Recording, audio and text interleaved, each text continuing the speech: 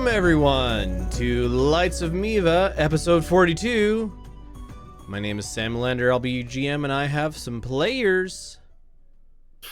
My name is Zura. I'm playing Lumi, the Circle of Stars Druid. My name is Valric, playing Elros, the Battlemaster Fighter. I am Suda, playing Risha. Much less a rogue nowadays, but always in it for the head pats. I am Sadie, playing Zari, the giant barbarian, Oath of Ancients paladin. I'm Ashes, and I play Iberkeet, the divination wizard. Last time you guys worked your way through the city, and Risha had a close encounter of fence kind, much to her chagrin, and then found your way to the old guardhouse that Amari used to run, being followed after a certain point by a clanking set of, well, it sounded like somebody walking in plate mail in a relatively silent city. After ducking inside the guardhouse and closing the door quickly and hiding, to greater or lesser degree, you heard the clanking footsteps walk up to the door and then walk away. And you began to explore the guardhouse, finding in the back of the room a woman wearing full plate mail with wings on her back, basically chuckling at you, and some rash actions by Risha, a mud coffin, and a intense combat later. You guys are left. It is well past dark. The room is once again quiet. The fighting has spread papers around the room a bit, just by, like shifting the table and stuff. So there's paperwork strewn about. Zari has a lone feather on one shoulder. It is at the base of it where it would attach to the wing, the purest of snow white, and as it fades into the end of it, it is blood red.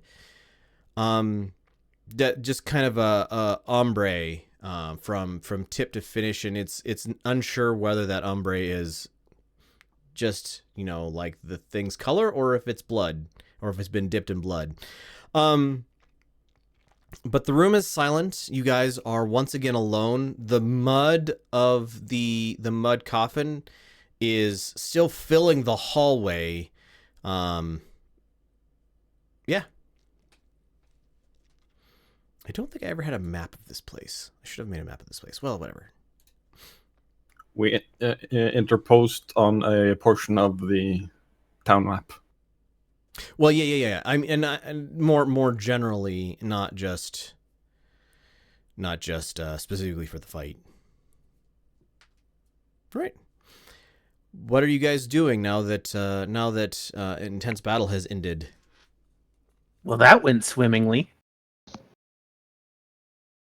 Lumi provides a bombastic side-eye towards Risha.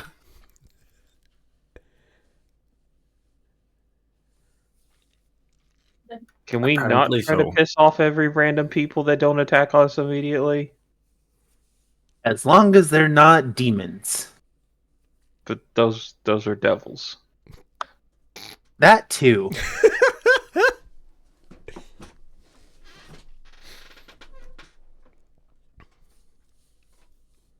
Okay, well, can we at least try to, not get into any more unnecessary fights while Lumi is sitting near dead? Oh, Lumi walks up and gives him a head pat. It'll be okay. You're not dead yet. Bombastic glare.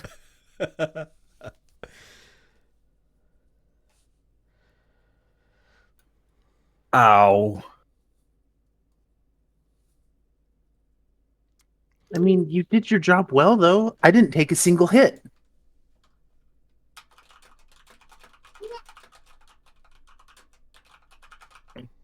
And we completed what we came in here for. What did we come in here for again? To be in here. And we're here. And we're the only ones here. So we did it. Yay, us. I'm gonna go sit in the corner now.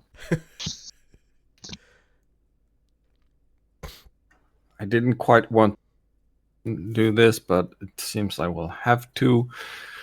Pearl of Power, regaining a second level spell slot. Okay.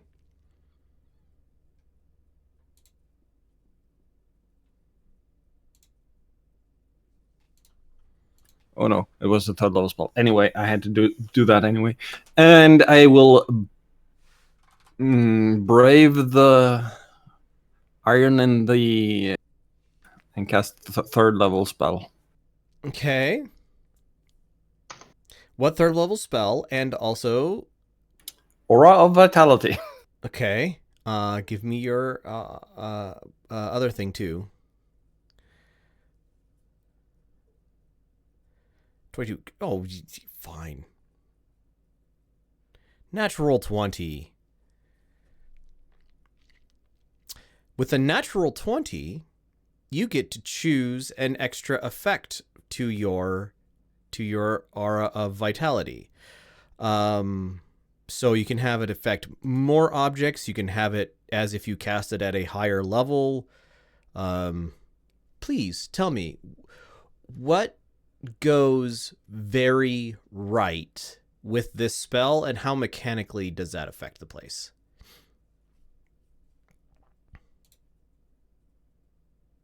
Does not have more targets. Does not have more better if cast up. So taking in ideas. I mean, just double the amount of hit dice it regains, or add one, or until the spell ends, the aura moves with you centered on you. You can use a bonus action to cause one creature in the aura to regain. Okay, so it lasts twice as long. So instead of lasting 1 minute, it lasts 2 minutes. So 20 2d6. Correct. I will let you figure out how to distribute that, unless by average it should be. Oh, that's pretty good rolls, actually.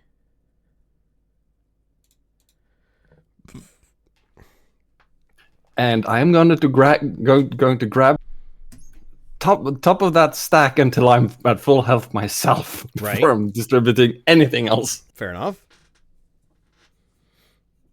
I'm pretty sure Cryer needs some as well. Yes. Cryor, Elros. I think basically everyone but you and Eberkeet. I'm And 13 down. I did my job well then. Cryor is currently at 16 of 67. Ooh, yeah, he needs it more than I do. I'm at 2/3. All You right. mean I have the current highest hit points right now? That is possible. Oh no. Well, yeah, actually, because Eberkeet has a lower starting HP pool than you do. I'm at 59 of 67. How much did Cryer have? 16 of 67.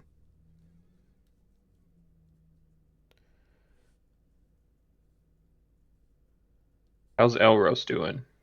51. 76 and a 92, not bad. Okay. Oh, never mind. I don't have the highest HP. Dang it. Yeah, and I'm at 66 of 99. So Oh, dang. Never mind. I'll take the bronze, I guess. All right. So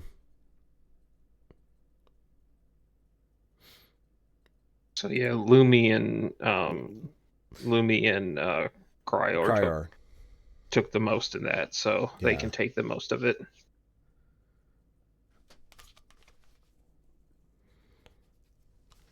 I personally took all the way until the double eights. So double eights down or left. Yeah, the double eights all the way down to including the double fives go to Crier, which would leave him 1 HP off full. So 66 at 67. Okay, I will update. That means we have 13, 21, 23, 33 HP left.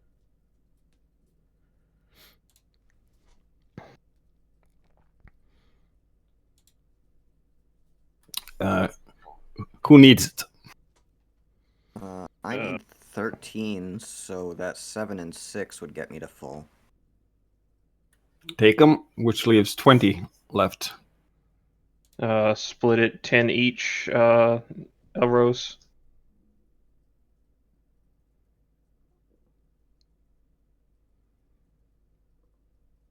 Yes. No objections, do it. Yes. Okay. I found it amusing that I myself got exactly to full HP. Nice. Not over, not under, exactly on. All right. And as Lumi gets to the end of the minute and keeps giving out healing energy, furrows his brow. That's odd. Okay, not gonna complain. At the Don't end look of at- at the end of the 2 minutes of healing, suffusing this room, the room itself is like several surfaces are glowing very faintly because I don't know that you guys ever got a light source in here, Nope. or at least not much of a light source in here, and so everything organic in this room is glowing very faintly, including like the desk and paperwork and so on and so forth. And the metallic taste that has been everywhere since you've been in town is less pronounced than it was elsewhere. But just within about 30 feet of Lumi.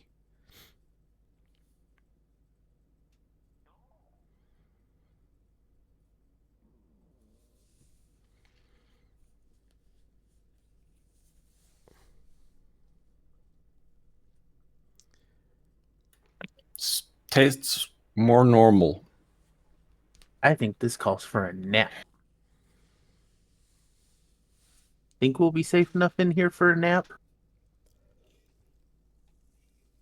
Yes, we've been out and about all day. Nap. Someone barricade the door, please.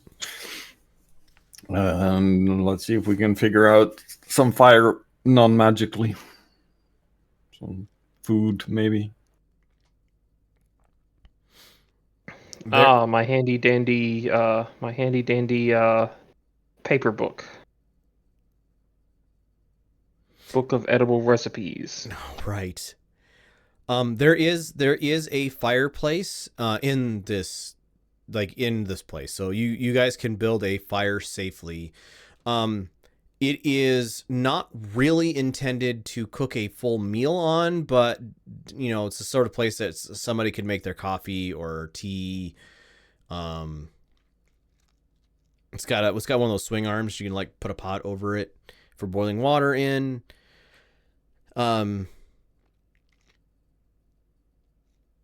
Otherwise, yeah, barricading the door is the quick work of Elros and Zari. It's not very hard to pick up some desks and just shove them over entrances. This place is built to withstand some level of like rioting or other, like it has thick stone walls. All the floors are thick, like twice as thick as you would normally see. The doors themselves are metal banded, reinforced wood. on the exterior portions of the building. The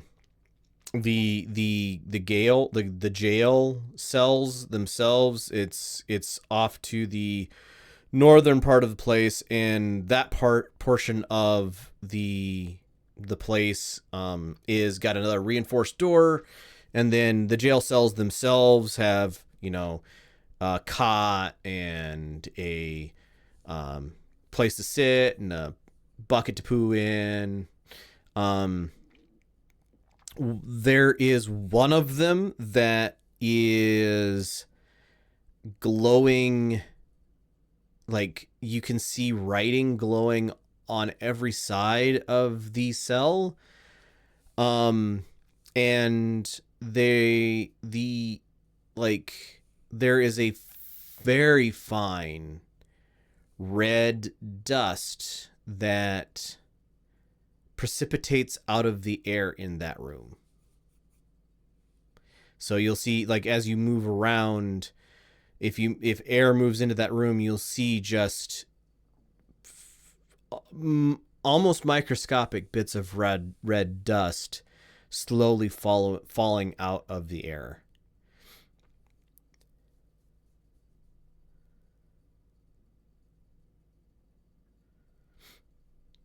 And there's a fine red powder on the floor.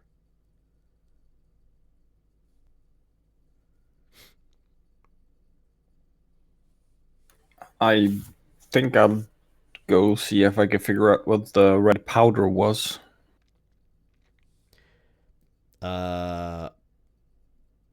It doesn't take you very much. You're familiar with iron, with basically rust powder. This tastes vaguely metallic. It's very gritty in texture, but it is like the finest ground iron oxide that you have ever seen in your entire life. And there's a thick layer of it. It's not like measurable, like it's not like a 1/4 inch thick, but it is a distinct layer on the top of every horizontal surface of this room.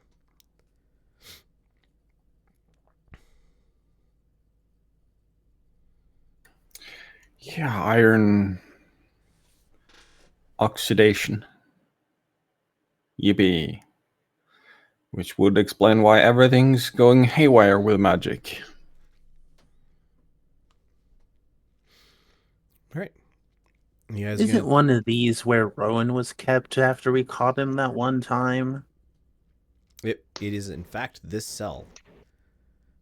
I thought. Oh. I ain't going in there. Have fun.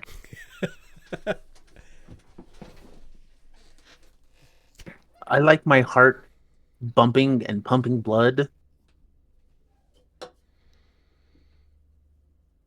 That night around the campfire. Nope, never again. Hey, Zo, we got any tea? Of course we have tea. Why would we not have tea? I'm not very hungry. I'll just take a cup of tea. So Lumi settles down with his cuppa. The rest of you, if you wish, eat pages out of Zari's book of consumable recipes. Who still has the poison condition? Me and I think Cryer got it? Yes. Correct. Okay. And of course I'm going to eat a page. It's better than bug. Unless Zari writes Bug Feast on the page.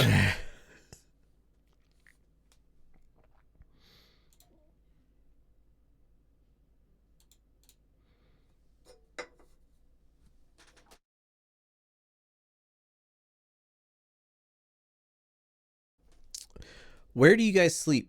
You gonna sleep in the jail cells? There's enough for one of them, each of you.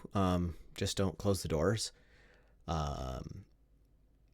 There's the office space. The only really sleeping arrangements, it doesn't appear that guards would tend to sleep in this place. They probably slept in their homes. The only really sleeping arrangements are the jail cells. Or you could pull the cots out of them and put them elsewhere in the building. Lumi will probably grab just the mattress part of the bed in a cell and shove in the furthest most corner of the place from the main door. That would likely be in Amari's old office. Yep, that's where Lumi will be. Okay.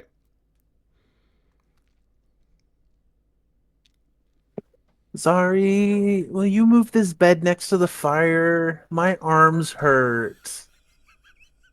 From all that digging you did? Yes! See, somebody gets it.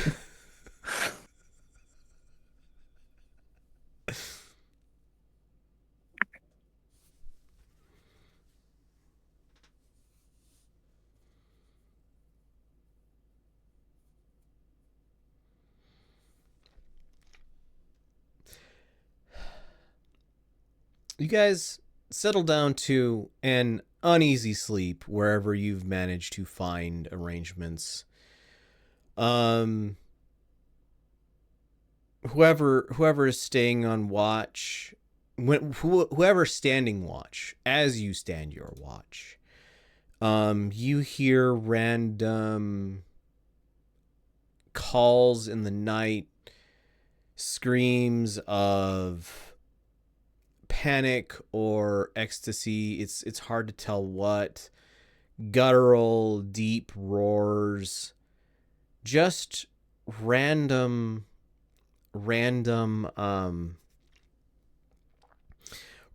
screams.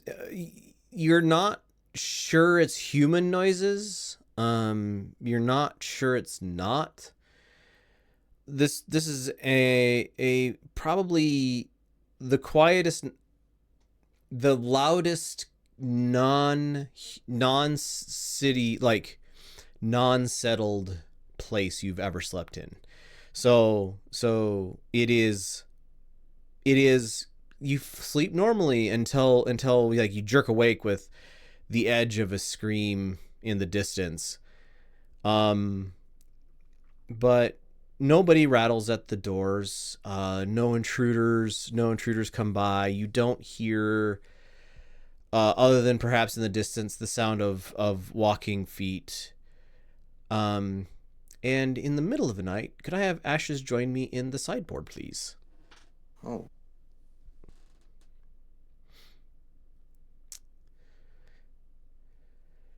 So, when you cast Sending, or when you had Sending cast to you a few days ago, heard overlapping messages, and you have been trying to decipher those since you heard them. And as you sleep, your brain, the incredibly intelligent brain, is like subconsciously trying to work through the messages that you heard. And in one of them, it was you think for a while, and you put together, it was some sort of like check in by an agent of is it Ava? Yeah, the next city over, Ava, right? My brain is bad at. Right. Yes, Ava. Sorry. Check in by agents of Ava, basically unable to find the first daughter. Suspect I'm on the trail, but the trail's very cold. Another one of the messages is in a language you do not understand. but you catch a couple words that you recognize as Elvish. I don't think you speak Elvish. Nope, I don't speak anything. Right. You recognize a couple of Elvish words that you've just heard. Like, I know a couple French words, right? So that sort of thing. But there's a pattern underneath, and as your brain dives, because you hear the top level of things that you overheard was the check-in, and the next layer down is like languages you don't understand that kind of overlap each other. And underneath it all, clear words in a poem become evident, and your brain starts stitching these together, and it is longer than 25 words, which is a little strange, because sending is only 25 words, and it is in 1,000 voices where one voice speaks one word, and your brain, as you're in that half sleeping, half awake state just before dawn comes and you wake up fully, that place where your mind is most clear to see the patterns of things, you hear as crystal as a rung bell, how do you end what never started? How do you start what never ended? Is that which cannot ever die, line 3.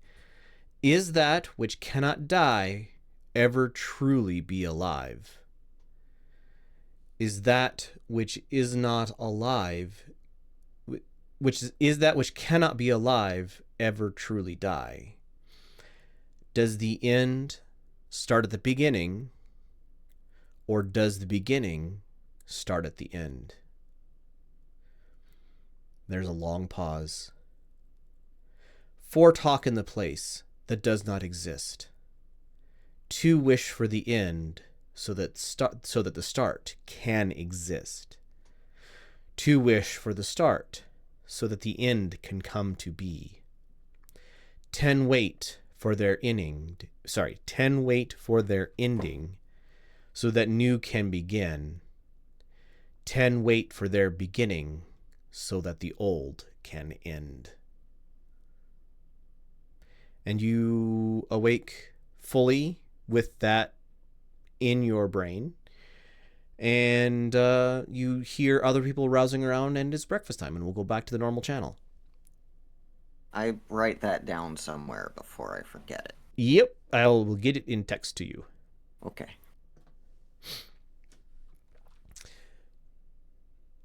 All right.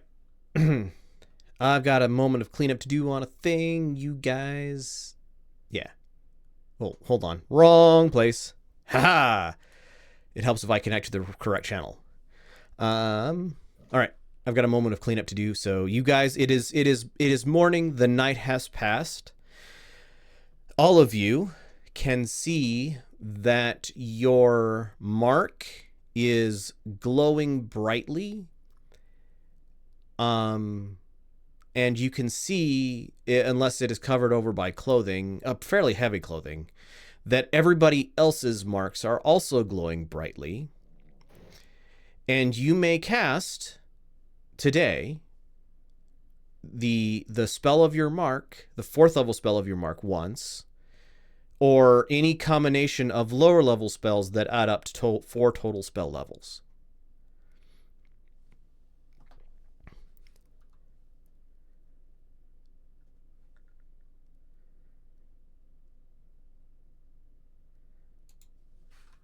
What was the save for the poisoned condition?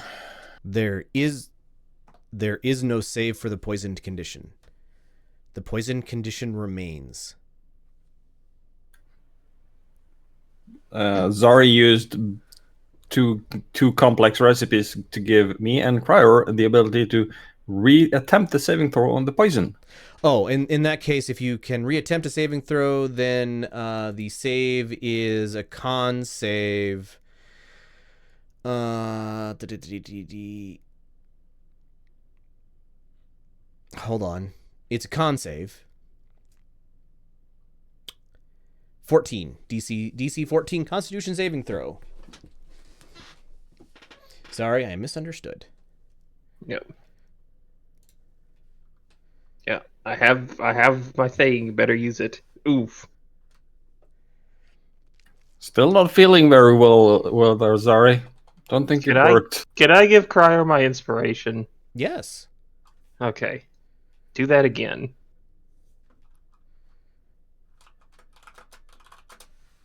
God. Do you have your wheel?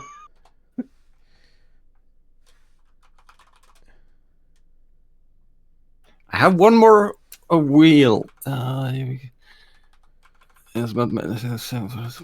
You can use reaction to roll a d6 and add the number roll to the total. How do I foresee the successful resistance to the poison? Does it have to be visual? No, it could be like brain going or body going, aha, this bad, get out. I mean, I'll let you spend your resources. So a 17. There you go.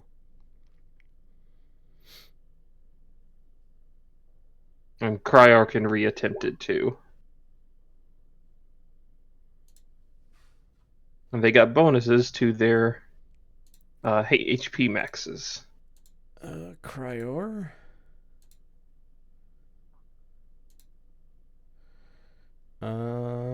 Con save.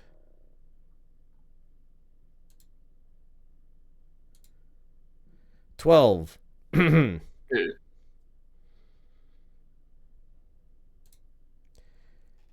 The dice are not liking us today. No. Sorry, I was away from my mic.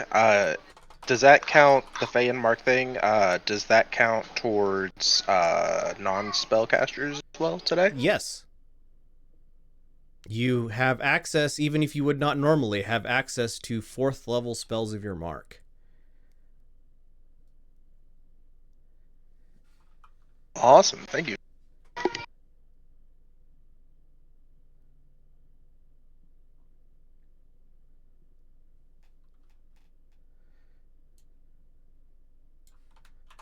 All right. We got to send a message to Ashes.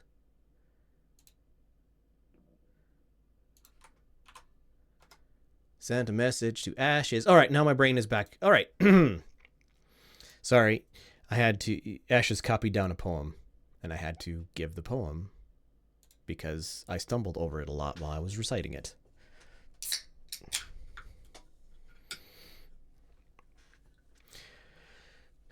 Morning comes, daylight filters in as per normal. The room which has the red dust on the floor where anybody left a mark of it, there is another very fine layer of dust wherever it was disturbed.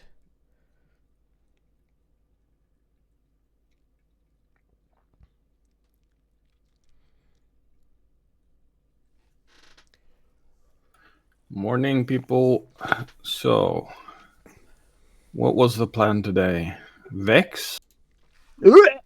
No, thank you. Please. We have to at least see what he wants. I haven't even had a shower since the last time I saw him. No. You. I don't like it any more than you, but if he is managing to stay alive in this bullshit, then, well,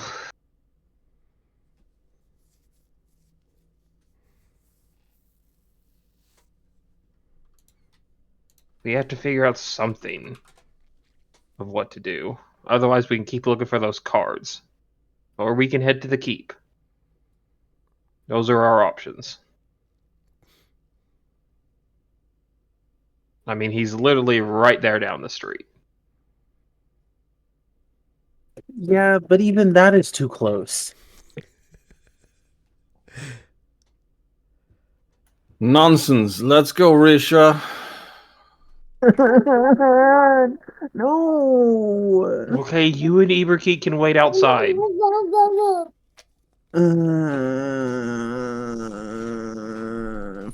Fine.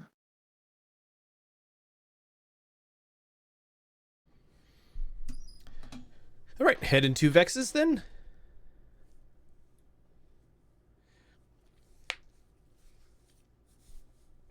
You guys, it's not a very far walk from here. Like it's literally just up the street.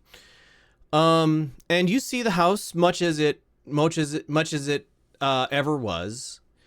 You know, kind of a picket, I guess you'd call it, fence around the yard. The building is set back away from other buildings. It looks like it's in somebody who doesn't maintain the exterior of their house very well, but pays somebody to do it, who doesn't do a very good job of it, sort of condition. And there's just this sort of like thick aura that as you approach it becomes more and more evident. As you get to the gate itself, there is a very gentle, like, skin crawling feeling. For any of you who aren't inured to death. So it's always a little creepy to be around dead things. And this is that feeling of looking upon the corpse of not a trusted friend, but of somebody you're familiar with, a coworker, or somebody who sits at the bar and you see them there regularly, but you don't ever actually really interact with them. It'd be like walking into a place and seeing them just sitting there where they normally would be dead. That sort of feeling comes over you as you cross the threshold into the yard, and then once you're inside the yard, it feels normal. Little strange. The air doesn't move. The air feels very still here, not moving around in the same way it is out in the rest of the city. A little stale, but otherwise fine.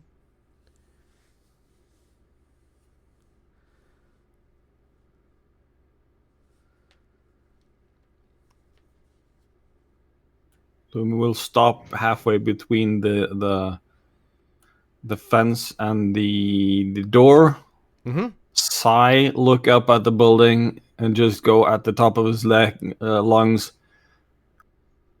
What do you want, Vex? Hello? Why? Welcome back. Oh, I didn't know I left. That was weird. So, Okay. Who is around Lumi?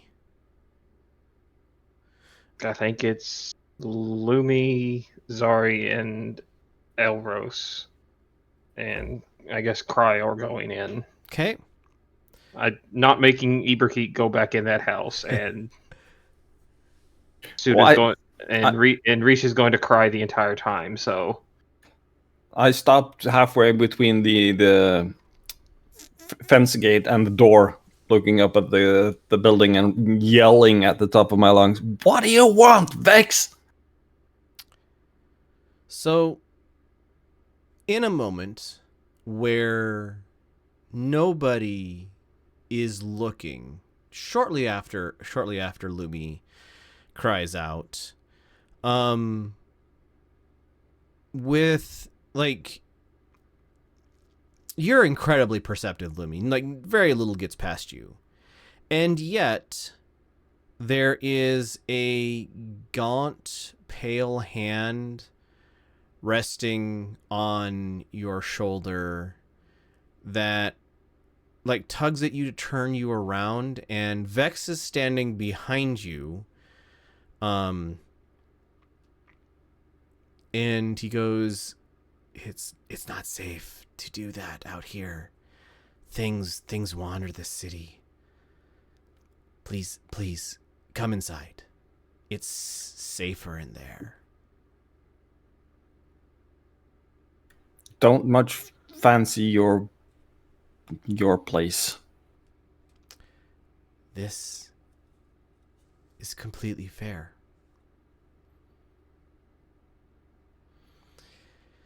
He looks up and down the street and around, and kind of, he doesn't breathe in the air, but kind of, you can kind of feel a little pulse of magic go out past, go past you. Knowledge Arcana, I guess if you want to identify the spell. And then he goes, the other devil is dead. It's relatively safe here. With a 6?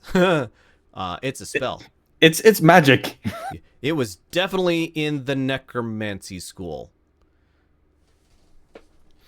Yeah, we did deal with a odd lady in metal armor last night. She'll be back, but it'll take her a couple days.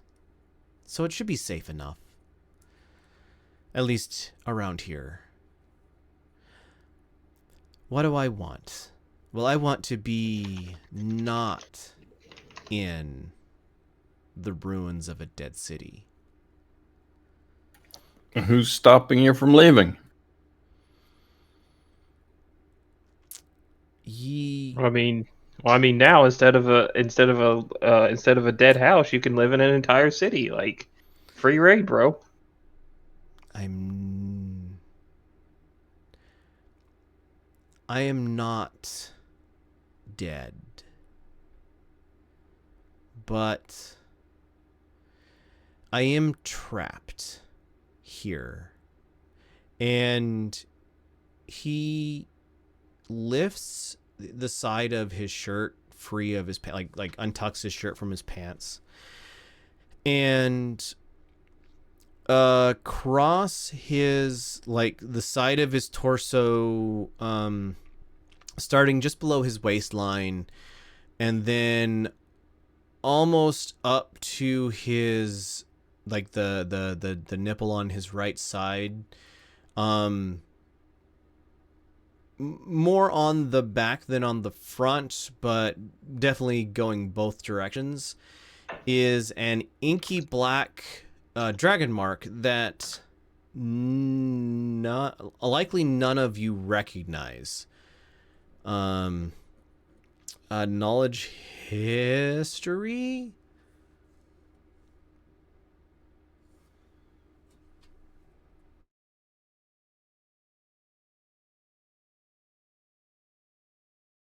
Me and Risha aren't there, right? You guys are nearby, so if you want to witness this, you can. As Lumi stopped halfway between the fence and the door, it didn't move one step further, so...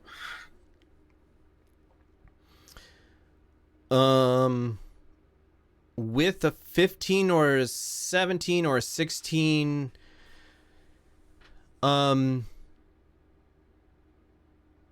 this is a, so you guys have heard sometimes in the human or elven or other races, you've heard tales of aberrant dragon marks.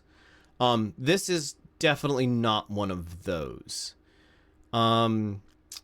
This, much like your own dragon marks, is, there's no, like, weirdness or like lines out of place or misformations that an aberrant dragon mark would be. But it is not one of the dozen or so dragon marks that you're familiar with. And it is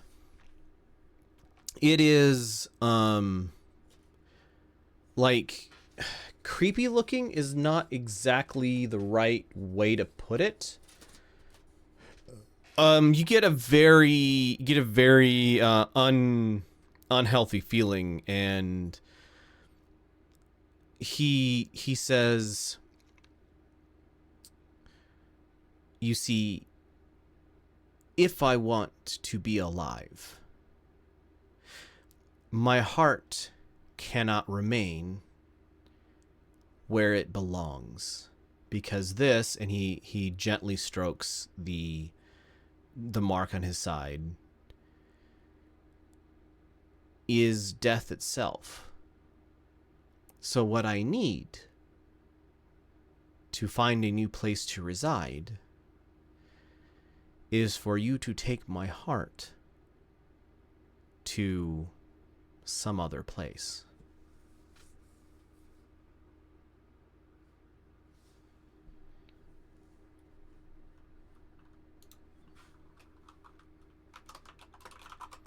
As long as I don't have to touch it.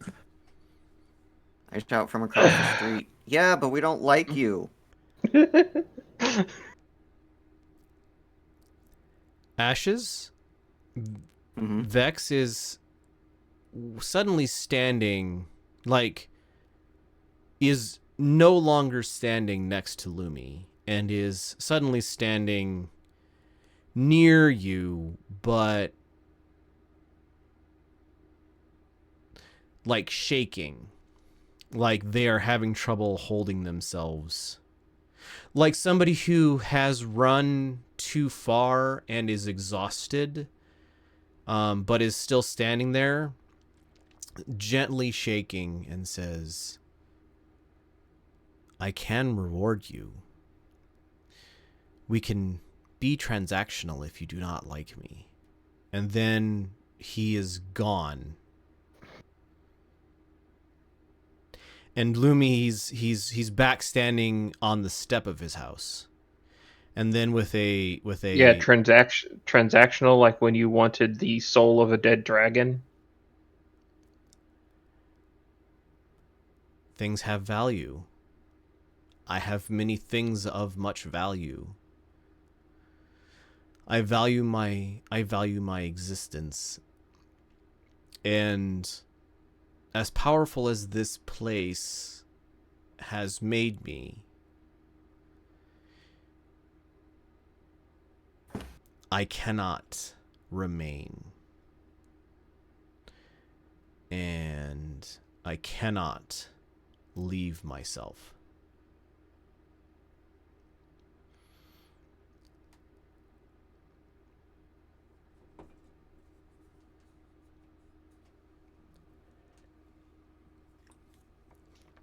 Did you know that the dragon shards were part of were the shattered soul of the hero Griffith?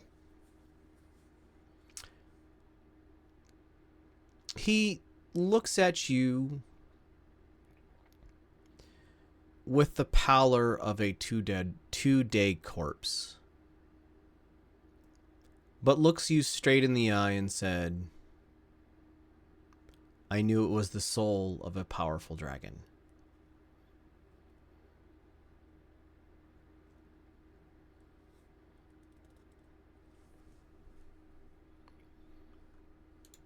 And with that, Zari is turning and walking towards the gate.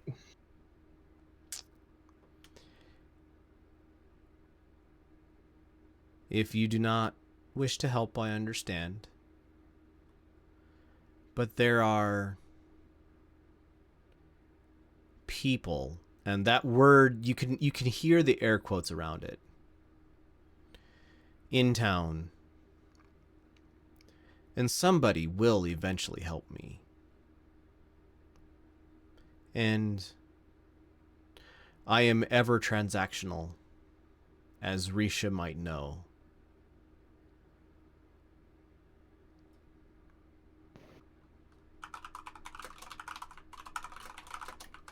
So, just out of curiosity, like, carry your heart to a different. Yes. I'm guessing you'll be nearby while we carry your heart. Oh, no. My heart will need to be plucked from where it is and then placed in a place. And then once it is, then I will be nearby my heart. Oh, good. At least we won't have his monotonous ramblings while we carry him. If we do. I'm not carrying him. I'm not dealing with anyone who knowingly trades souls. I mean, I'll do it. Oh no, I was thinking making Risha carry it. No, I'm not. please. I'm not letting Risha carry it. I'm not letting Iberkey carry it. I'm not carrying it. So, and I would prefer if neither of you three carried it because I don't want to. He says there are other people here who can help him. Let them help him. I am not transactioning with someone who knowingly deals in souls. He's no better than a devil. Fair. I never claimed to be.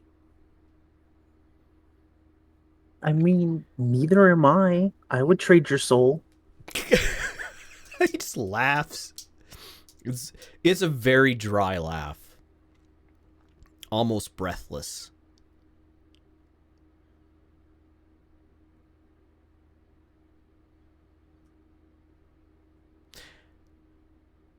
If you're not going to be useful, I do have things to sell.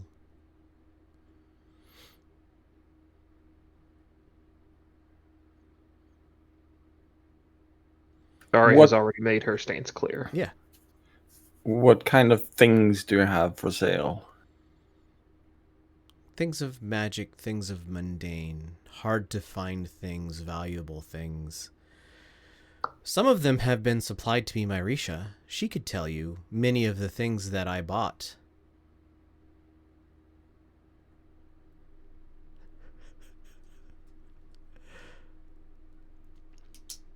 I mean, some of the city's artifacts were better off here than clearly in the rest of the city. Look at the state of the rest of the city. Clearly.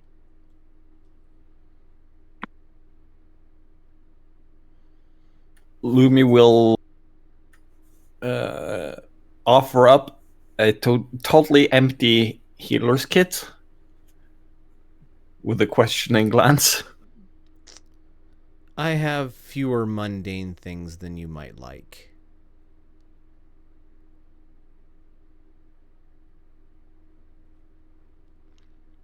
Right. Have a good life, journey, death, whichever fits you the best. There's kind of a half shrug. Existence, I believe, fits me the best. Yeah. Have a good one, and Lumi will turn and plod off.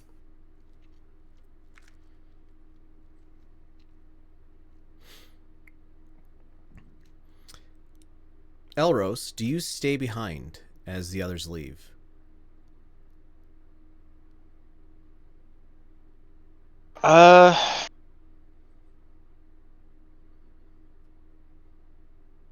Sure, I could say I'm tying my boots or something. Okay.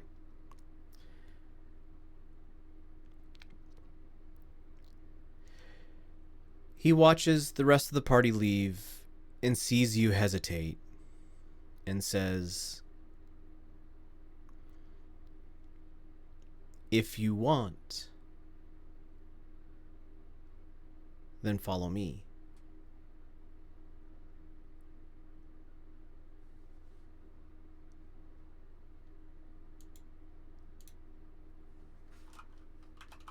Sure. Aros is really curious at this point what he's got. He opens his front door and beckons you inside. The rest of you can see this or not as you see fit. Lumi sees it, or at least here's the plodding of Elrose's boots going the other way. And Elros, something happens.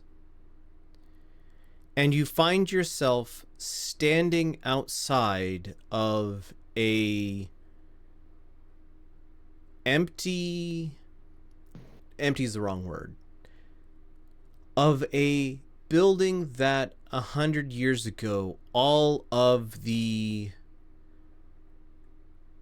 organic material rotted out of, and then it slowly felt like the stone brick slowly fell in on itself, and you are holding a teak box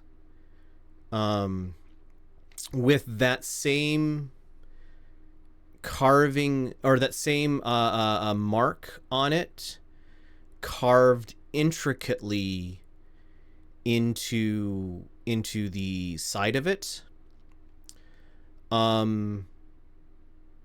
It is a slightly larger than a human heart would be. We'll just go with that. It is the centuries worn teak. The finish on it is like somebody has taken it every day and coated it in boiled linseed oil and very carefully wiped it clean. And you have no memory of entering the house or leaving it. You're just standing outside holding it. And you have a new sword at your side. And I would like you to choose for yourself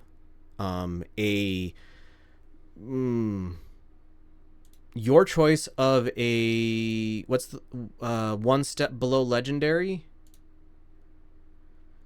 Very rare. Very rare. We'll probably go with very rare or legendary sword of your choosing. So longsword, broadsword, whatever you choose. I have veto rights, but probably won't veto very much, if that makes sense. So it is not artifact level, but it is very powerful. You as a player get to choose. You as Elros have no memory of the intervening time.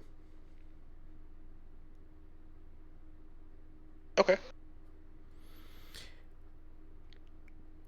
And there's no, Lumi, you saw Elros step in, and then there was no time that passed.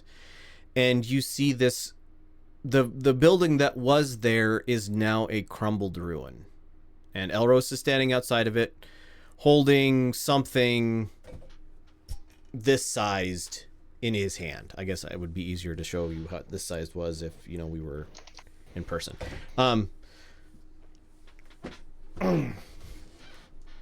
Not huge, but, not small either.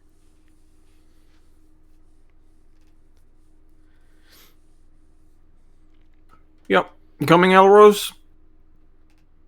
Yep. I guess something happened, and I'll just trudge along and try to wrap the box to my side or something like that. She says it's about the size of a little bit bigger than a heart, right? Yeah, it's a little bigger than a human heart.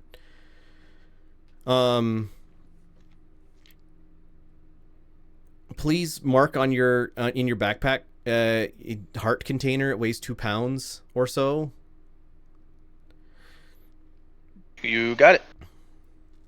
And then pick out your new weapon. Or if you wish, the weapon that you currently have could be enchanted to be more too. Either one works. I might message you later about it. Okay, sounds good.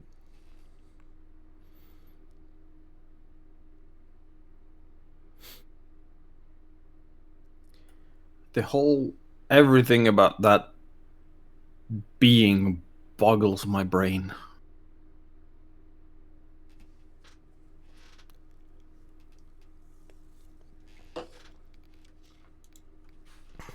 Anywho, Georgie? Anyone?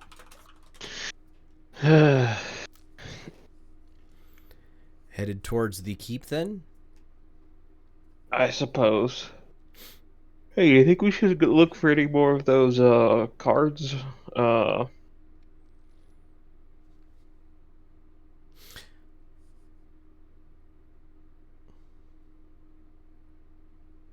From that deck that we the sea slugs dropped in the guild hall. You can do that too.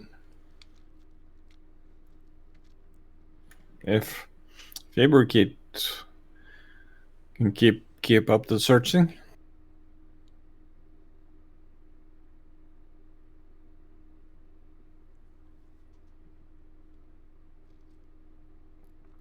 Hmm.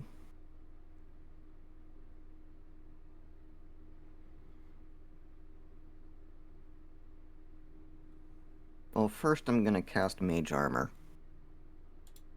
That seems fitting.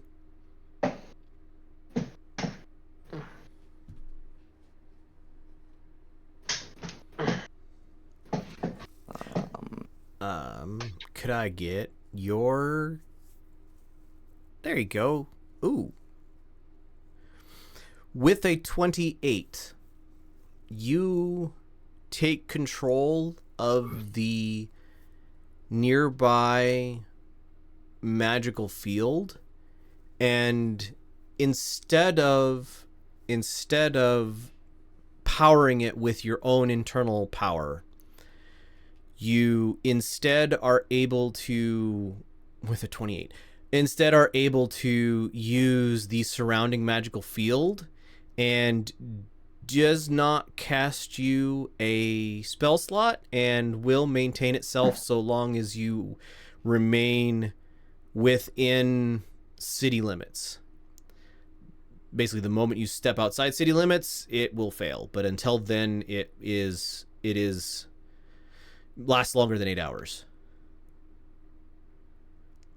Okay.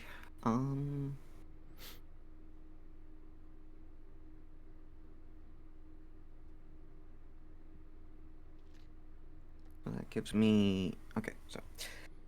Well, the reason I did that is because I could have recovered the spell slot by casting Detect Item anyway. Detect... But having it last long is nice. Locate... It's locate... Locate where is object. this on my sheet? Locate object, there it is. 2nd level.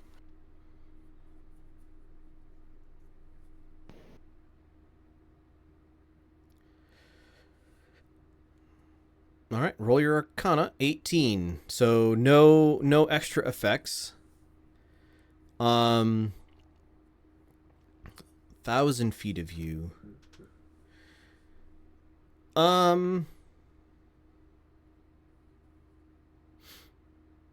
So you guys know how to protect the other cards.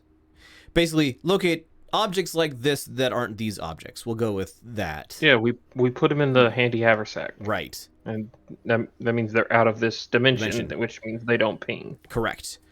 And so within 1,000 feet of you, you do in fact get a ping of a card. It is generally from where you are to the mostly west and somewhat south. Objects location. Okay, yeah. So it's west and south of you and on the same basic level as you are.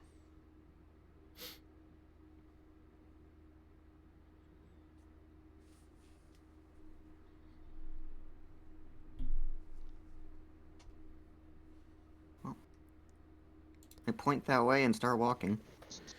All right. Y'all notice that Iberkeet is walking towards the nearest hole that you saw. Iberkeet, you probably figured this out too. And doing a little bit of like, going at 90 degrees to the direction that you sense the object in. You're pretty sure that this object is very near the edge of the hole that you guys saw. Yeah, and as you walk that direction, there is, as you come around and can see this space, there is a clean-sided hole in the ground. You can see like the buildings where it intersects, vertically intersects the buildings. There, if the walls were strong enough, the walls still like come up to a smooth circle.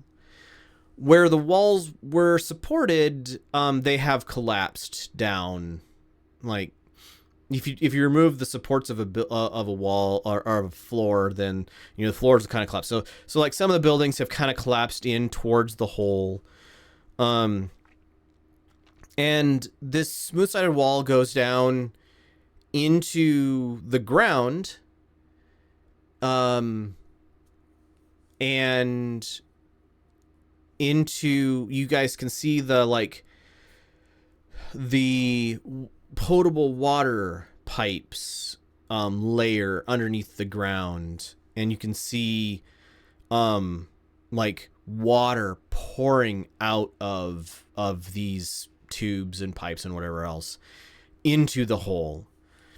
And beneath that you can see the sewers, or sorry, well, whichever direction it was, I had it figured out at one point and now I don't remember. So you see the sewers intersection as streets would come up and meet this place, and you can just see these holes in the side where it would go into the sewers, and then you can see water pouring out of the what would have been potable water conduits as well.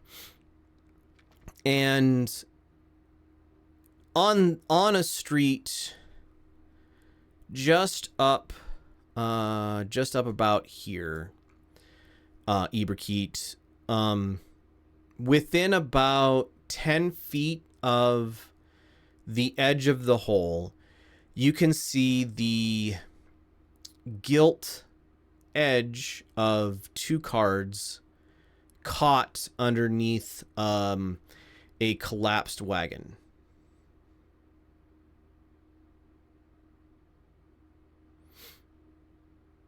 It's unclear what caused the wagon to collapse.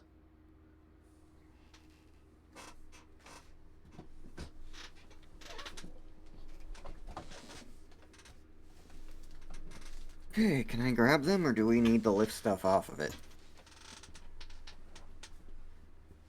You can absolutely grab them. They're not.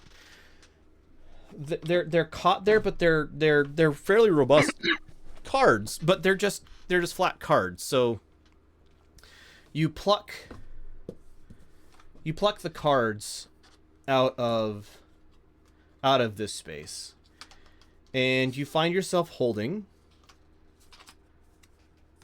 the Sun card and the Ruin card.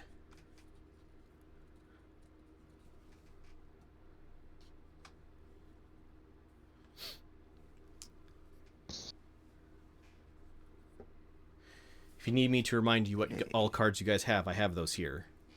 I have in my inventory listed Fates, Fool, and Jester. Yep, that's the 3. Now you have Ruin and Sun as well.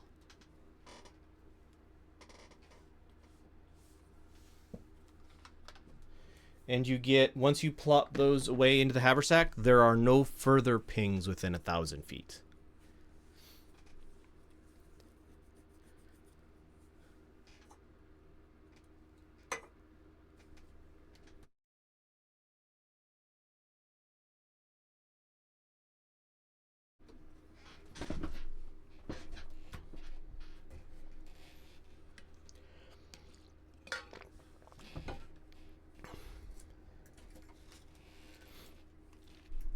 It's 10 a.m. at this point. Between talking with Vex and kind of working your way towards here. It is a bright and sunny day, but it doesn't feel right. Like it's a nice spring day, or at least it should be a nice spring day, but there's a haze to the air that adds a bit of surreality to the sky. It's not like a fog. It's not like fog. It's not like pollution. None of your characters would have run into pollution. There's just kind of this shimmer to the air, and Haze.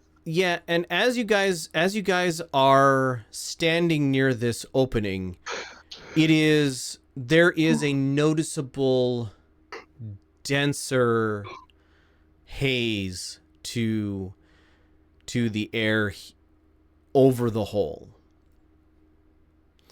and it's almost kind of like heat shimmer. If you've ever seen like the top of a burn barrel where there's a column of heat kind of rising out, and you can see the line of it compared to the line around it, but it's even more distinct than that. It's almost like the light is refracting, and you can see a distinct refraction of the air above the hole.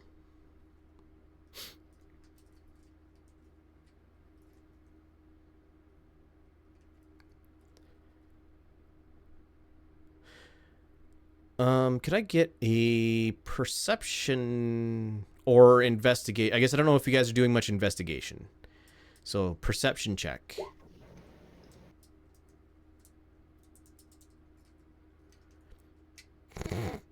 I don't know why I make Lumi roll for those. Even my passive is better than everything else that's been rolled. Well, those of you who got higher than a 15 perception,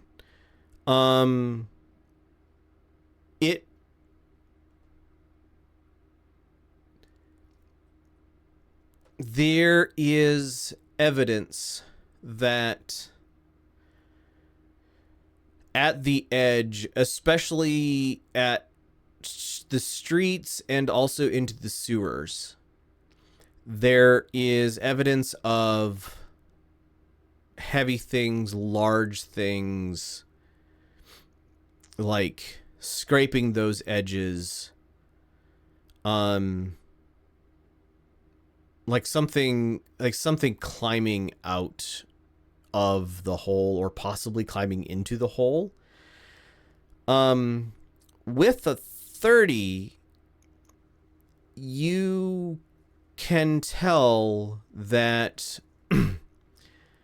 this hole is larger than it once was, because the arc of the circle intersects with collapsed things in ways that it had to have done after they collapsed.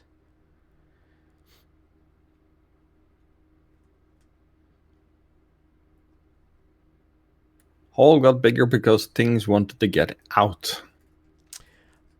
Not quite like that. Things wanted to get out, and also hole got bigger.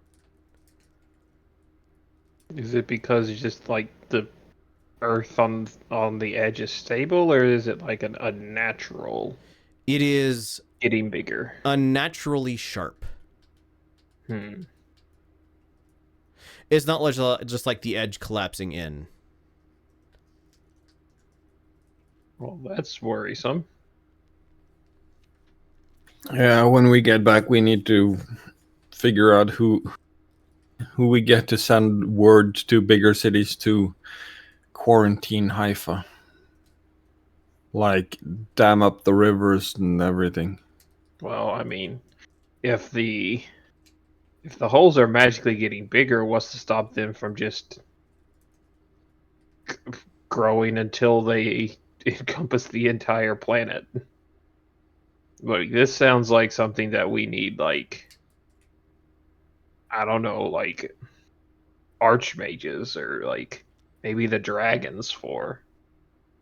Not disagreeing, but I think the first thing is to make people aware that Haifa is a dead city and not to Oh, I'm send. pretty sure people know. I mean, there've been refugees streaming out of it saying the sky exploded for the past 6 months. So yeah, I'm sure on the other end, at what was the city between here and the coast? Ava? Oh, yeah, I'm pretty sure Ava is trying to figure out a way to dam up their side of the river. I mean, it's not like Miiva can do much of anything for it.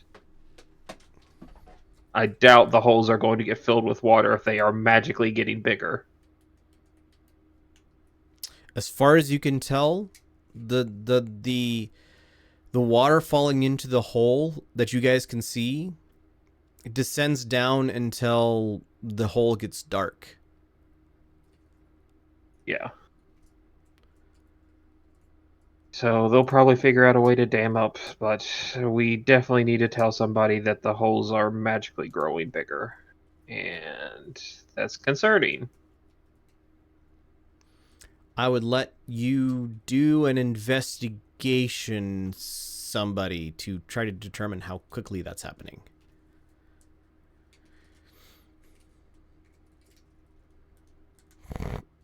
$24. Okay.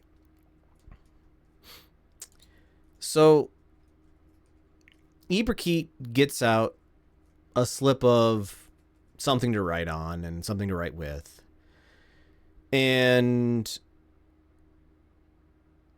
does take some measurements of the edge of the hole and its current size and like diameter, and does the geometry thing where you can figure out how big across the thing is by comparing it to something of known size and a known distance, and then takes a few measurements of like the way that the buildings collapsed, and with a 24 is relatively confident that in the past 6 months this hole has gained about a foot of diameter.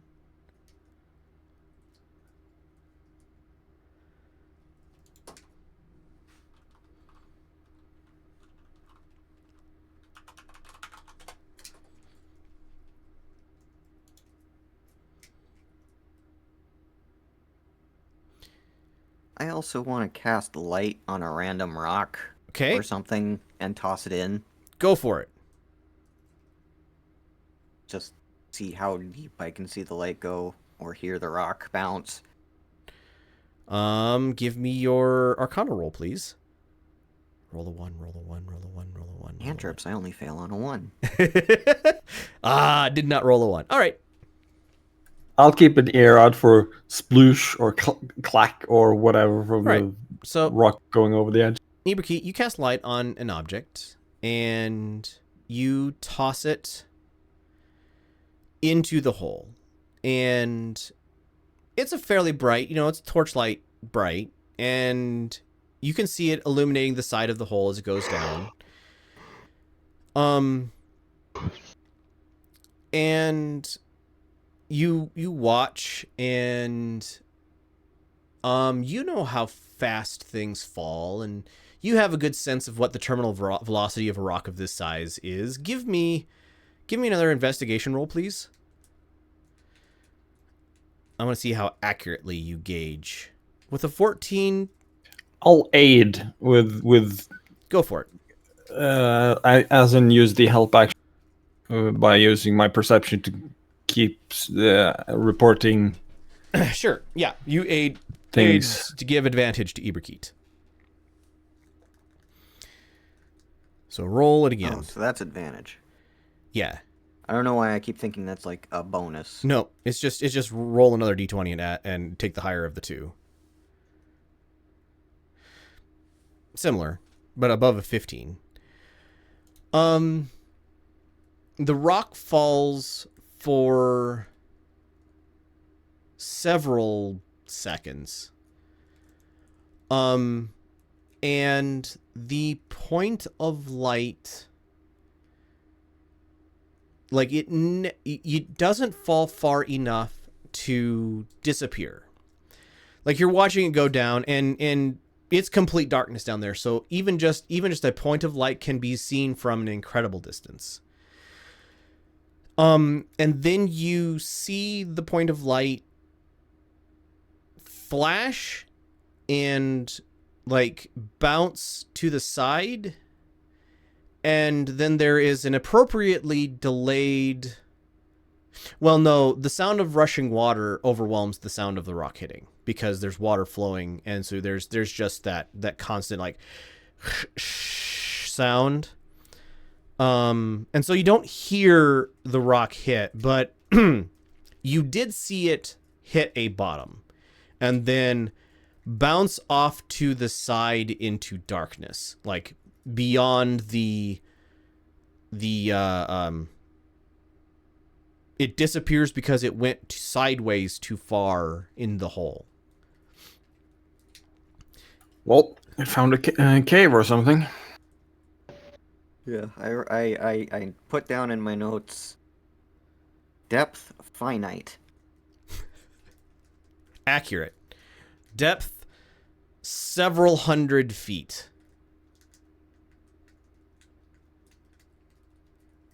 Put a parentheses, cave system adjacent. I'm also guessing that the water is from the river that's pouring into the bigger hole to the west. The water is pouring out of the piping system. Well, you also hear the roar of the very large waterfalls, but closer here, the water's coming out of the piping system.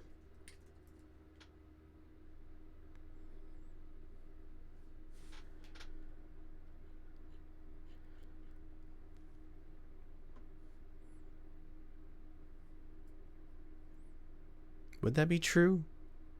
I said it, so I'm going to stick with it. There's some pipe that intersects with this hole that isn't intersected by other holes. All right.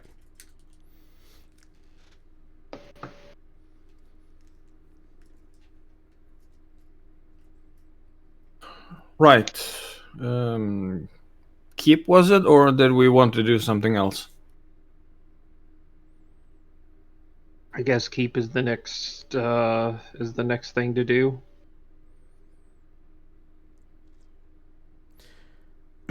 Are we planning on just announcing ourselves all the way there, or? Oh, I have something for that. Zari taps into the power of her mark and casts Pass Without Trace. All right.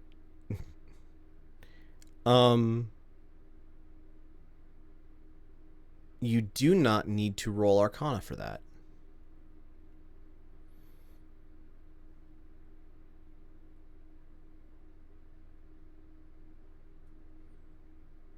As Lumi is like a third way into the incantations for his own Pass Without Trace. All right. You guys are under the effect of Pass Without Trace, so please give me stealth rolls on the way to the keep. Add 20 to them, I believe.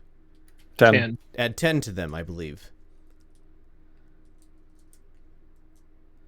I'll throw a Cryer's stealth along as well. Okay.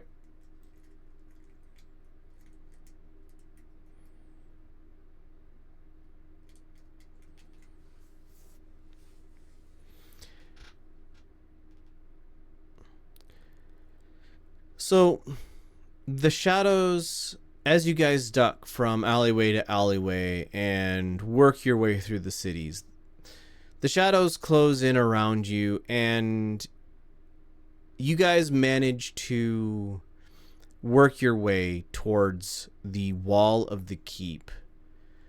You do see on more than one occasion people wearing metal armor in the markings of the city, guards you do not recognize, walking around, chatting with each other, strolling down the street, apparently to no purpose. But you do manage to avoid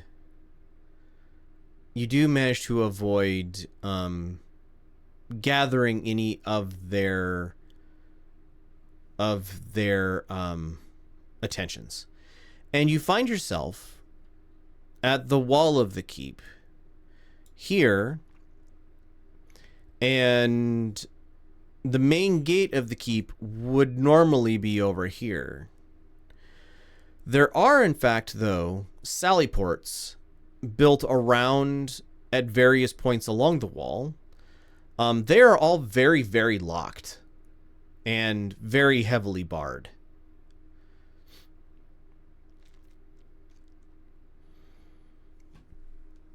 And you can see from around here, as you got here, you can see that the part of the keep where you would normally enter it, you can see across to where the hole intersects over here as well.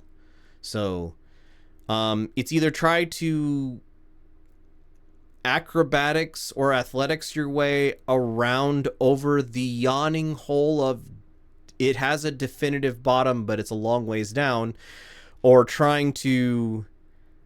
Can I try my keys that I found off of a guard? That I picked up off of the guard that we knocked out at the main gate? Right, you did that a long time ago. Yes. Oh my goodness, I forgot about that. All right, so you have, it's several keys, and you try one, it doesn't work. You try another one, it doesn't work. You try a third one, and it doesn't work. You try a fourth one, and click. Or it's three of them. Yeah. 3 keys. So third one, of course, the last one that you can try. You feel the lock click. So, Risha, you up for this? What?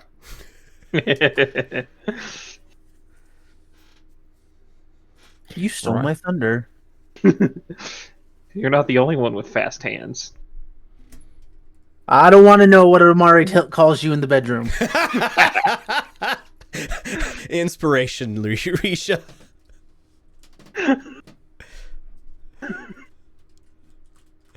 All right. Okay. Door Can we- opens. Go in before we're caught standing around the sally port of the keep. Inside of the sally port, it is not a straight hallway. So it doesn't just go straight through. It goes in 10 feet, takes a hard left turn, goes 10 feet, takes a hard right turn. Past that wall, there are stairways leading up in one direction and down in the other direction. And then past the stairways, it takes another right-hand turn. And then it goes another 10 feet, and then it's straight into the interior of the Courtyard? courtyard. But this door, the door into the interior of the courtyard, is open.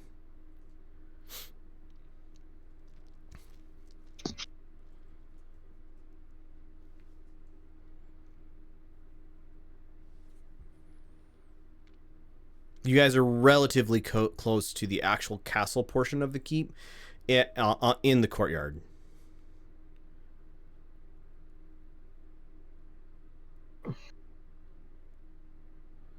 So, no time like the present, we find a we find a door leading into the keep and go investigating. This door is locked as well. And none of my keys work. Oh no, one of them works. It's the second one. Oh, okay. Like the guy you got the keys off of was a guard to this place. Well, I didn't know if he had like if he was like, oh, well, this is just the outside gate key or something. I don't know how. I never asked Amari how many keys the guards carried into what. So Even though Risha asked me several times. So the door opens into the castle of the keep. You guys are in a part of this building that you have been in before. This is the kind of the administrative wing. Like this would be kind of the administrative wing. So you guys would have come in here when you first got your like license to carry weapons anywhere in the area, even if it doesn't look like we should be able to have weapons licenses, or you know, whatever you needed for your job at the Blue Rock Adventurers Guild. And also to do things like, I don't know, confirm what taxes you paid to the Blue Rock and how much money you probably should still owe or can get back from the city. Yeah, so that is this part of the building. Place is a wreck, and the western edge of this building is like the floors were without the walls. The floors weren't strong enough to remain upright, and so it also kind of fell into like there's a bigger chunk out of this building than just the like semicircle of the circle of the hole in the ground would indicate, as the building kind of collapsed along the western edge towards the hole.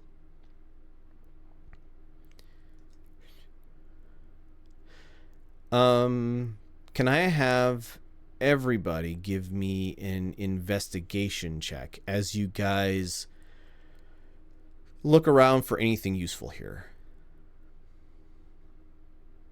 Lots of dust. Apparently. Iberkeet with a 26. Risha with a 15.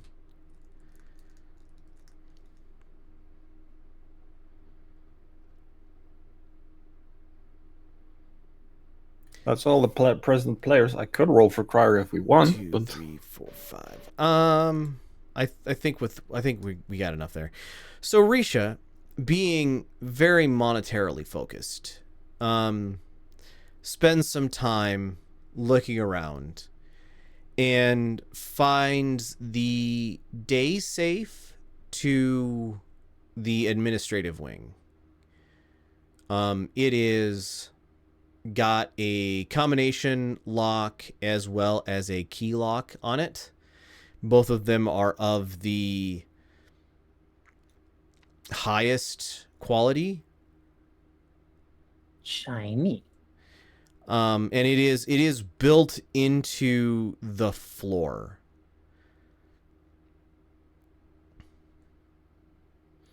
Like, you know, it's one of those safes that it's pretty obvious that, you know, the door opens up. Once the door opens up, the actual like walls are below floor level and have, you know, floor on top of them. Ooh. Iberkeet Jeez. with a 26.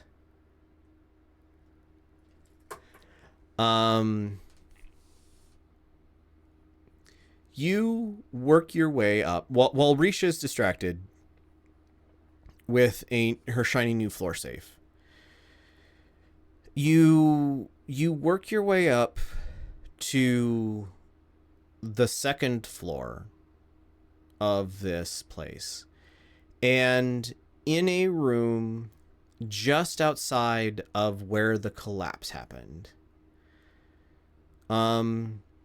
you find a leather-bound journal or leather-bound book that looks very similar to another book that you collected a year ago or 2 years. Is it? No, it's been a year. Almost exactly a year ago, because no, a little less than. My brain has bad memory of actual time. When you collected a book from a certain farming outpost, this one looks very similar in like binding and paper and leather.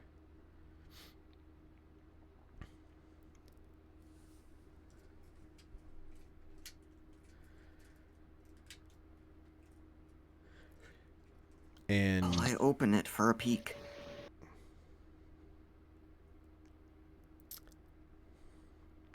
I would like you to make a reflex saving throw, please.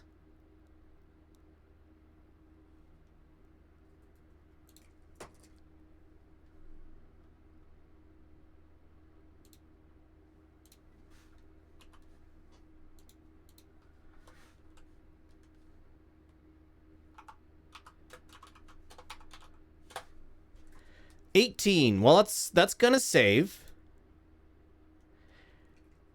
And so I will give you a choice. You can either choose to take less damage, or you can choose to get the page out of the book before it destroys the book and take half damage. Or sorry, take full damage and get the page out, or take half damage but be unable to save the book. I'm gonna save the book. All right. So that would have been cast. Okay. So that is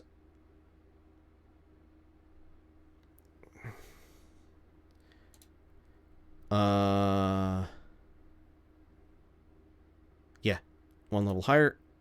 26 damage. Oh dear. Whoosh. As a fireball rips itself out from the top page of the book, and on pure instinct you manage to get the book itself away from the consuming fire that is erupting from it, unfortunately leaving you yourself within the full blast.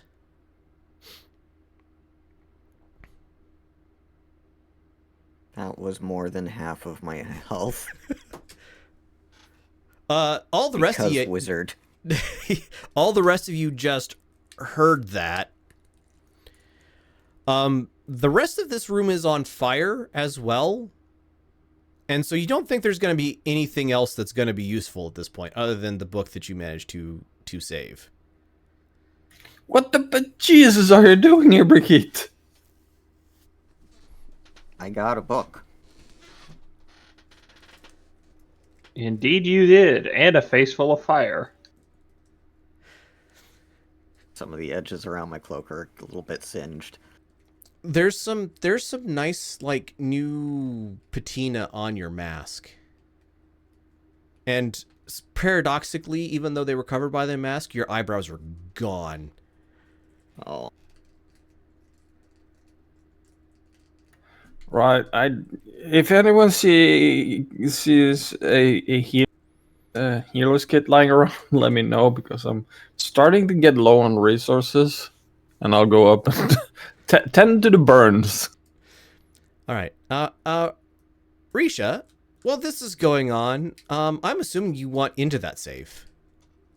Yes, and I'm trying to listen very intently to the clickety-clackities of the innards, but all this rushing water and explosions are not helping.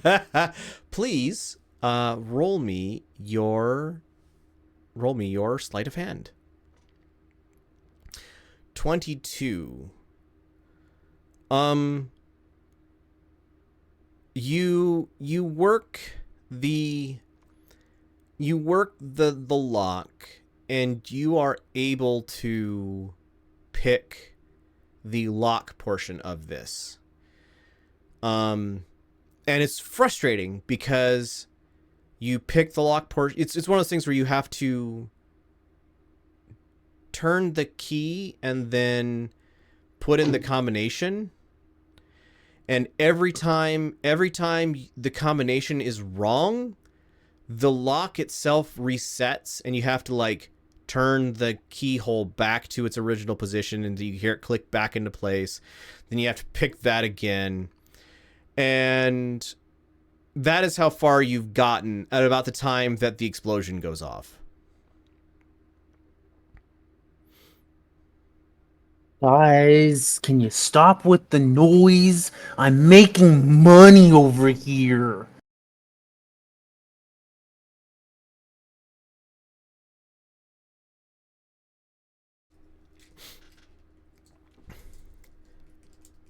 I can't remember. I think it's the Picard hand on face looking through underneath it at someone kind of disappointed, kind of.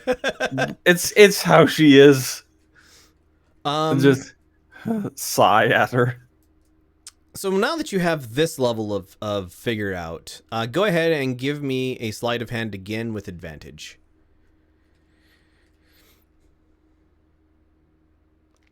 With a natural 20, after you said that, you hear, because you're laying on the thing and you're rotating the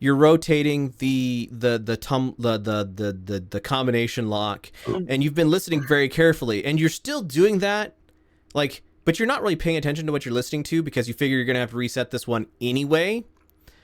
And as you see Lumi's facepalm in your direction, you feel the change in pressure on the combination, and you know that the thing has become unlocked.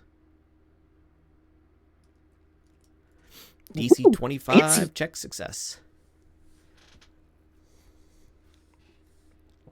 Okay, well, let's see what Risha has won herself today.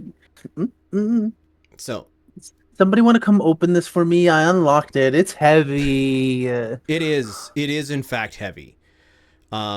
Is your strength Zari comes over and opens the door. Yeah, I was gonna say, if your strength is higher than 10, I'm not gonna make you make a check, but it is heavy. It is a 14, but I'm still Risha. Fair enough. It's not that hard, Zari. You think Risha was mostly just putting it on because she's Risha. But you know, you turn the unlatch handle, you feel the like bars pull in away from the walls. You give it a tug, it opens up. Inside of this space is about a 3 foot by 3 foot space. Like inside, the inside capacity is about 3 feet by 3 feet by 3 feet. So 9 cubic feet. You find 3 stacked wooden boxes along one edge. They are 3 feet wide by 1 foot across on the outside dimension by 1 foot deep. The top one is full of copper coins. The second one is full of bronze coins, and the third one is full of brass coins. That's on the, we'll call it the east edge of this. On the west edge of this, you find 3 more boxes. In the first box is a like small jewelry. So it is things like, it's not just piled in there. So it's a small box with a ring inside of it. Another small box with a pair of earrings. Another small box with a brooch. Like there's this thing is just full of boxes of like jewelry. In the second box, there is another box that, so the 1 foot by 1 foot by 3 feet box. Inside of it is a smaller box that contains 2 daggers that are glowing slightly. And in the third box, you find darkness.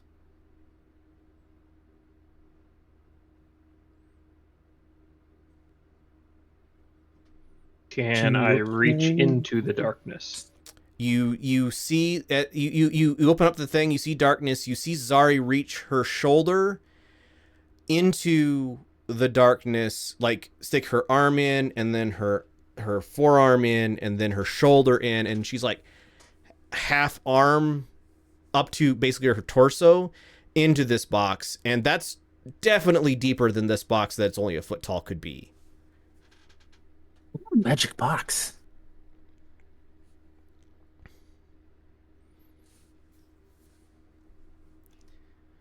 What could be in the magic box? I don't know. Do I feel anything in the magic box? You feel nothing. You don't even feel the edges as you like try to reach out. Like if you try to reach underneath yourself, so to speak, there's no edge there. It's just empty space.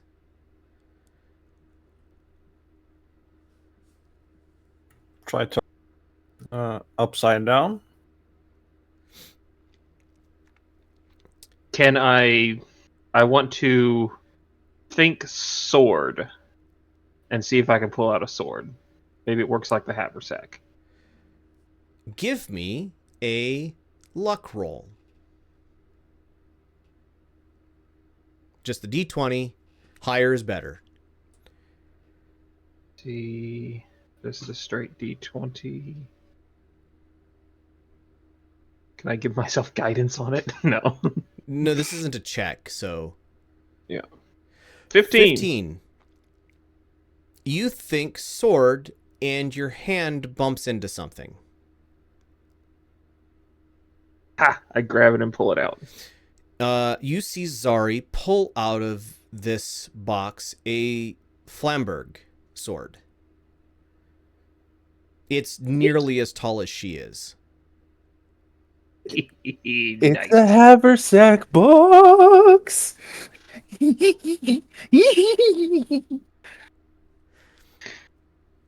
So it's an extra dimensional space. The way you usually empty out an extra dimensional space to find out what's in it is by inverting it. That's usually how you dump out an extra dimensional space. This is a solid walled box.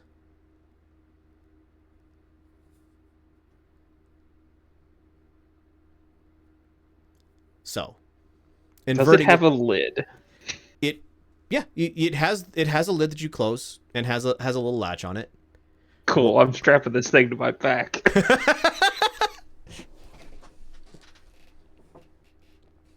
Oh, but I opened it. I want the magic box. Can you carry the magic box? Maybe.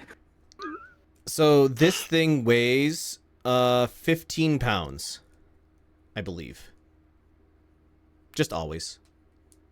Yeah, you can carry it for me, but I'm claiming ownership. I call dibs. I think this is what is called party treasure. Fine, you can all use it. You are my family after all. Okay, I put the flamberge back in the thing. Okay. Because it vanishes into the extra dimensional space. Okay. We should probably put the money in the haversack. As What well as money? Risha, the 3 boxes of where'd they go? You see Risha sitting on them as if they were a chair. Under her ass. Slide of Okay, hand are of you 11. going to carry them out like that? I mean, I figured I'd just make a throne out of it. This is more money than I've seen in my entire life. Yes, We I are in a agree. castle, too. Yes, I agree, but we can't stay in the castle because we have a magically growing hole that goes into the abyss. I'm sure we could find a way to turn it into a litter. My legs hurt anyway.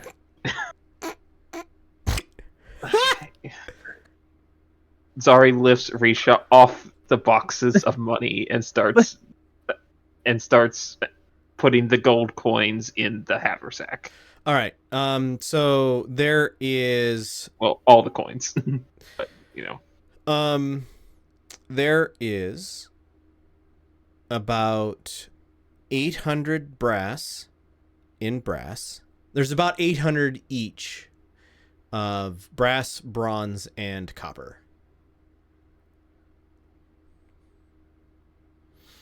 And it's just in the boxes. Call it 850 brass, 875 bronze, and 800 copper.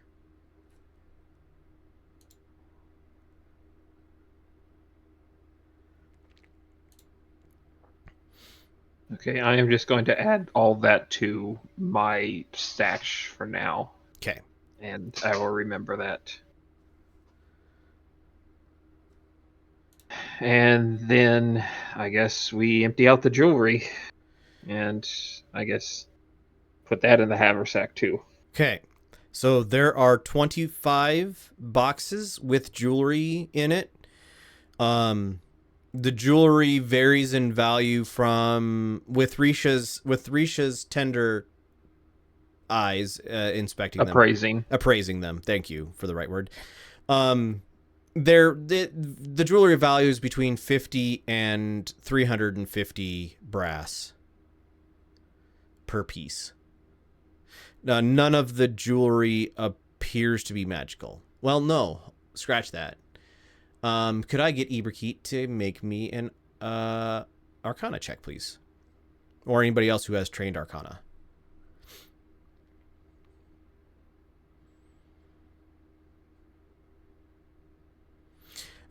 Two of the pieces of jewelry appear magical. One of them is a ring, and one of them is a pair of earrings.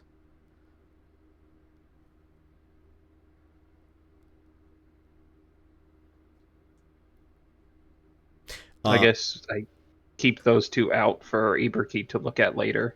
And the two daggers are a matched set. Each of them is within a sheath. The box that they're in appears to be made for them, and they are also magical. Ooh. You know, since I'm sharing everything else in the safe, Well, and you guys love me. I was going to give them to you anyway, Risha. It's either you or give them to Iberkeet. Well, I'll give Iberkeet my +1 dagger. I like matching sets. Let's figure out what these are, and in the space of 12 seconds, I'll cast Identify twice. Okay, yeah, well, give me the mark of making. Give me your Arcana checks, please. Oh no, through your mark of making, do not require Arcana checks. So you have 3 magical items to identify. Can you pop Identify into the chat, please?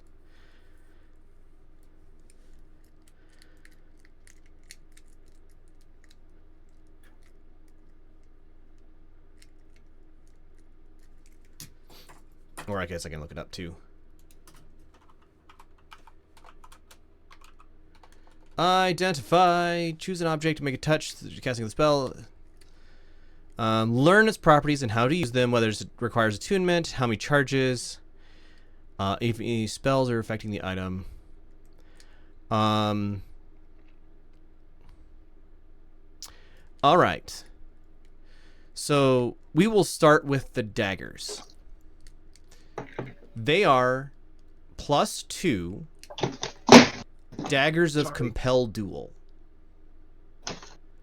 Once per day as a bonus action, if you are attuned to these daggers. Somebody please write this down, because I came up with this earlier and I didn't actually write it down. So once per day as a bonus action, if you are attuned to these daggers, you can compel a creature, and it has to be humanoid's not the right term, has to be able to wield a weapon, creature, to duel with you using this dagger. When the duel is compelled, your opponent chooses to first blood, to unconsciousness, or to death. While the duel is compelled, the creature, it's like compelled to duel the spell, or yeah, I think that's what it's called. Either way, if they attack anybody other than you or use any weapon other than the dagger, they have disadvantage on all rolls and checks to do things that are not fighting you with the dagger. You, as the owner of this object, are not under the same restriction, and the duel continues until the function is met. So what about other people entering the duel? Yeah, no, that's fine. The duel ends upon meeting the set conditions. So either first blood, first landed attack. The other person falls unconscious, or the other person has been killed. The winner of the duel is, if they can attune to the daggers, will attune to the daggers and control them.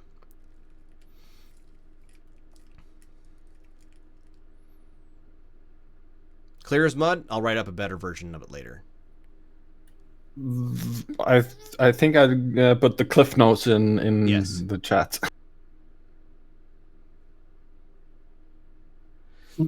Fancy. And the daggers, the box, and the that is all. This is like a rich person's display set of dueling daggers.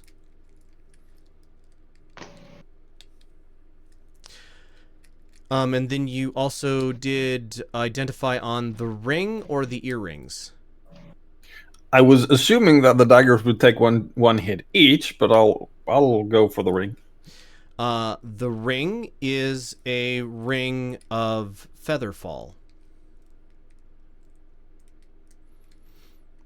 And we might as well just fill out the set. Identify the last piece of jewelry as well. With 3 levels worth of mark magic. The earrings are earrings of, I think it's called a Clear Thought. You have resistance, or you roll with advantage any mind controlling magic cast against you, and you are unable to be you do not suffer the effects of mind altering chemicals like alcohol, that sort of thing.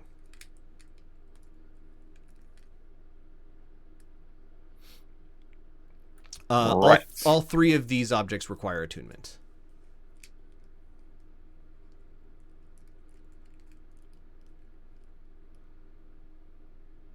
Right. We'll sort out who gets what, except for the daggers later. Shall we? Does anyone know where Georgie had their office?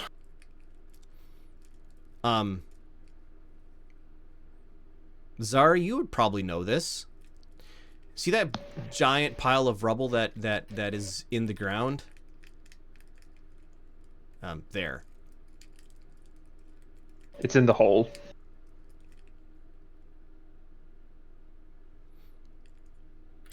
Of course it is.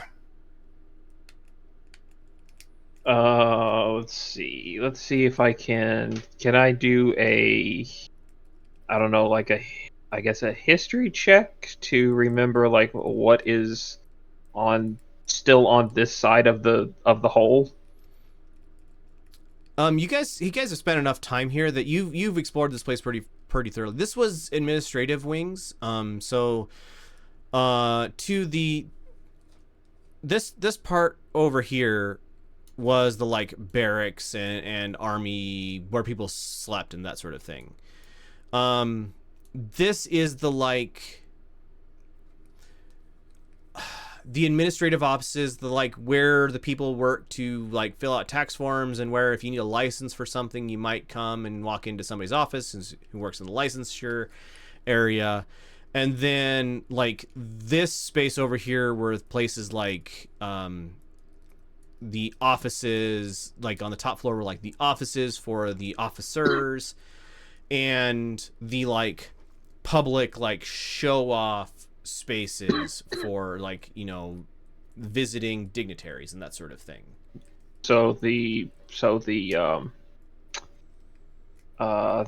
city administrator's office was on the side with the hole.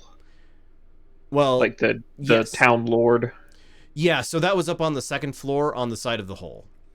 Okay. Because that was the like, you know, big fancy office where, you know, you lead them through the open airy space with the colonnades, and then you lead them up the broad set of curving stairs up into the fancy, you know, lord's office.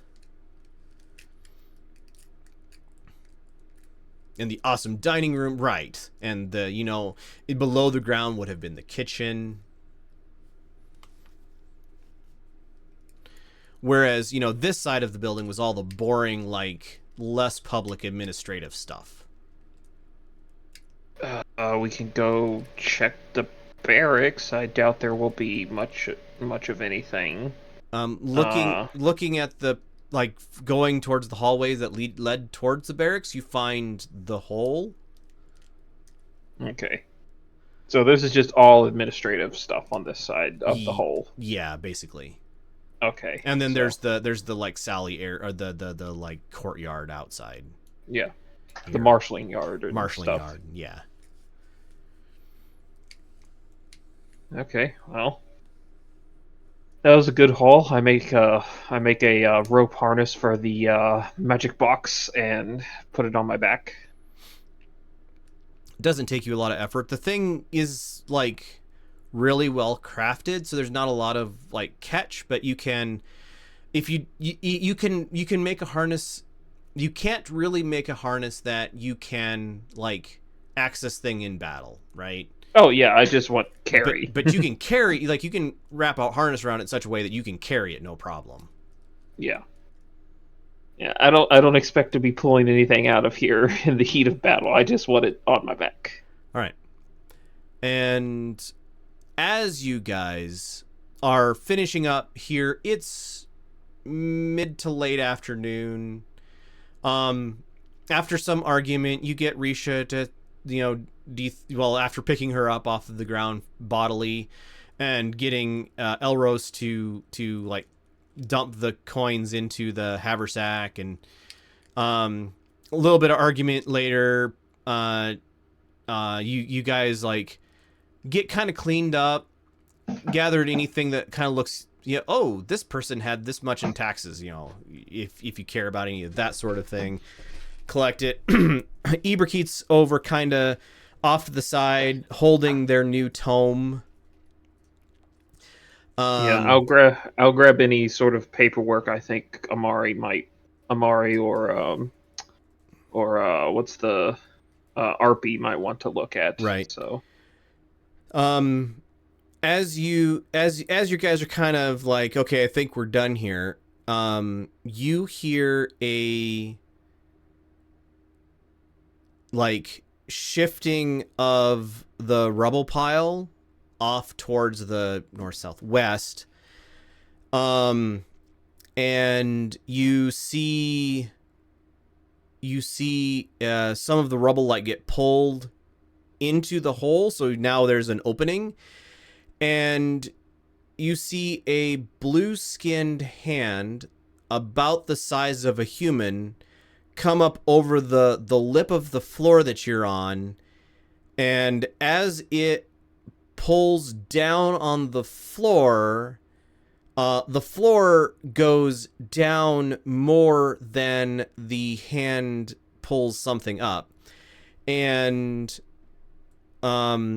probably Iberkeet and Elros are nearer to that side and start sliding towards the man-sized hand that is gripping the floor and pulling down.